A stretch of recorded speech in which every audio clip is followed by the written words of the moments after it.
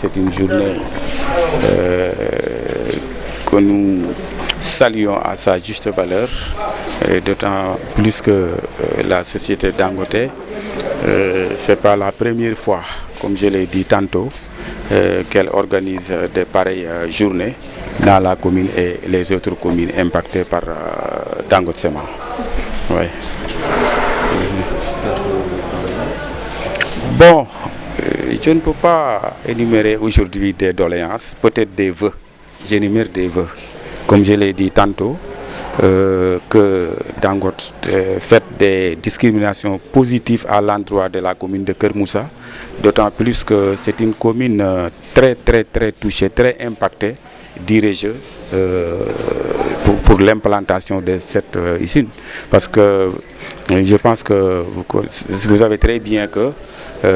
nous avons un village déplacé et vous connaissez qu'est-ce qui est déplacement d'un village ici au Sénégal, parce que nous avons nos racines quand même, nous avons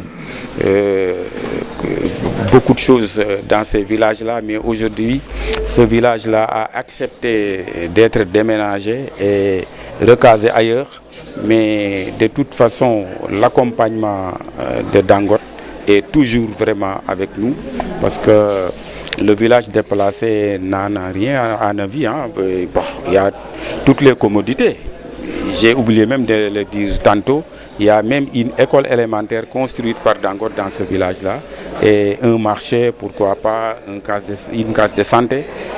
Donc bon, il y a toutes les commodités. Mais néanmoins, il reste toujours, je ne dis pas des doléances, mais des vœux que la commune apporte toujours à chaque fois que l'occasion se présente. Ouais. Comment appréciez-vous les investissements de Dangote dans le cadre de concertation? Voilà, c'est un cadre très important parce qu'elle aurait fait des choses sans nous consulter, mais il y a un cadre de concertation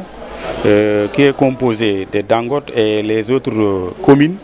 que j'ai énumérées tout à l'heure. Et pourquoi pas avec même les chefs de village des villages environnants. Donc ce cadre nous a permis quand même, à chaque fois qu'il y ait des problèmes, de se réunir et d'apporter des solutions quand même, comme on l'a fait la semaine dernière avec le problème de Ngomen, où nous avons tenu une réunion chez la direction du Dangote, où nous avons énuméré 11 points où Dangote a apporté des solutions. Je profite de l'occasion encore au nom de ces populations pour féliciter et vraiment remercier Dangote pour ce soutien apporté à la commune. dadi bis bu am solo ci ñun xawuñu jaaxal loolu parce que am nañu habitude maanaam am nañuy aada di ko doxal ak waa Dangote, mais innovation bi ñu indi bi yoon nag dafay wane rek ne am nañu volonté quand même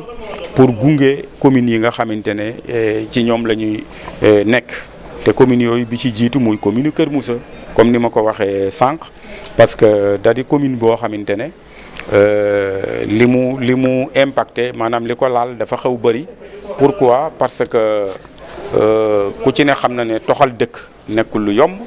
te am nañu dëkk boo xamante ne jëkku cosaan la, ñooñu dëkk nañu fa ay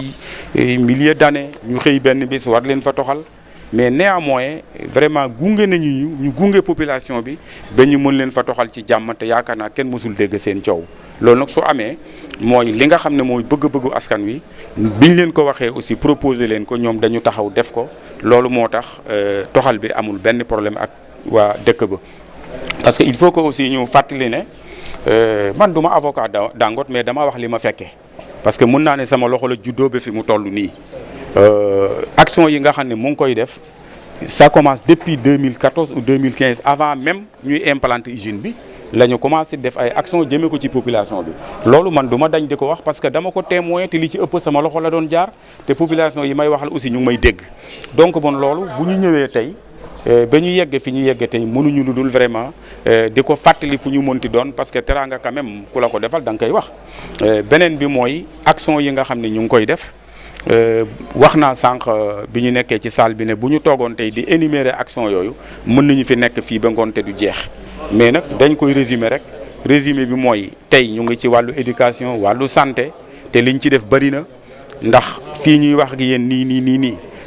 construire nañ fi benn CM boo xam ne xale yaa nga fa di fa jànku ci na xamoon na difficulté yi ñu doon am yaakaar naa yéen journalistes yi géej nañ leen woo ngeen découvrir ay événements yuy wax ne voilà xale yi amuñu fu ñuy jàngee kooku déjà kenn waxatu ko bu dee wàllu santé bi aussi def nañ ci lu am solo loo xamante ne actuellement nii xam naa ne bis bu paree yaakaar naa ne dañuy yor poste de santé ak maternité boo xamante ne je pense que commencé naa bind sax pour ñu defal ñu ko hôpital pas pour poste de santé parce que xam naa li ñu fay def ëpp na poste de santé mais comment dirais-je là ëpp na poste de santé mais centre de santé lañ ko war a def donc bon loolu aussi ay jëf la yoo xam ne ñu ngi koy jëf te bokkul ak yi nga xam ne ñu ngi koy def ci suuf te population bi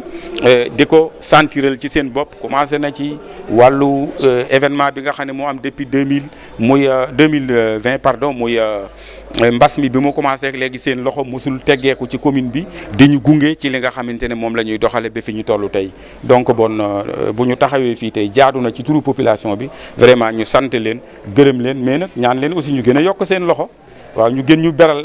beral loxo daal comme ni ñu koy waxee gën ñu beral loxo pas ça ne veut pas dire que ne dañuy sàggane yeneen communes yi ci des mais comme ni ma ko waxee léegi liñ ñu laaluñu ko ñeneen ñi aussi ci côté boobu ñu gën ñu beral loxo wàllu xale yi aussi ñu gën yaatal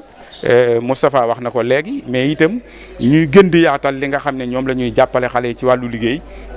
loolu aussi dinañuy amal importance ci suñuy archives ñu di ko xam parce que ça va nous permettre bu ñu taxawee lu mel nii tey comme ni ñuy énumérer action yi nga xam ne def nañu ko ñu mën a wax ne kat telle ou telle personne nangami nit ñu ngi liggéey Dangote te fii ci commune bi la ñu dëkk loolu aussi daf ñuy dimbali ci suñuy archives pour côté boobu voilà merci.